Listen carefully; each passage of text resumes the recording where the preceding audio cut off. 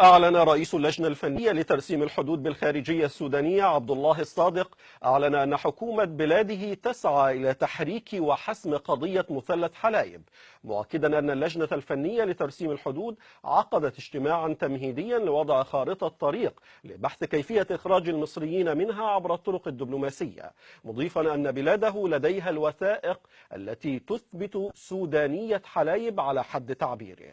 من جانبها استنكرت آمنة نصير عضو لجنة العلاقات الخارجية في مجلس النواب المصري تلك الأنباء، معتبرة إياها افتعالا لمشاكل لا تتحملها المنطقة. على سطح العلاقة بين القاهرة والخرطوم تطفو مجددا أزمة المثلث الحدودي حلايب وشلاتين.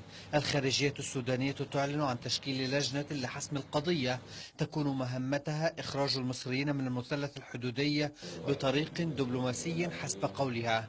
يضيف رئيس اللجنة الفنية لترسيم الحدود بالسودان عبد الله الصادق في تصريحات صحفية أن بلاده لديها وثائق لسودانية حلايب وشلاتين، مؤكدا أن خارجية بلاده تسعى لحسم هذا الملف.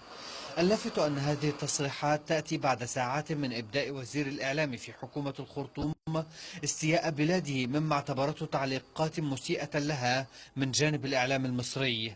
لكن الأزمة المزمنة قد بدت بوادرها حين أعلن الرئيس البشير أوائل فبراير الماضي سودانية حلايب، فيما جددت الخرطوم شكواها في مجلس الأمن بشأن الحدود مع مصر.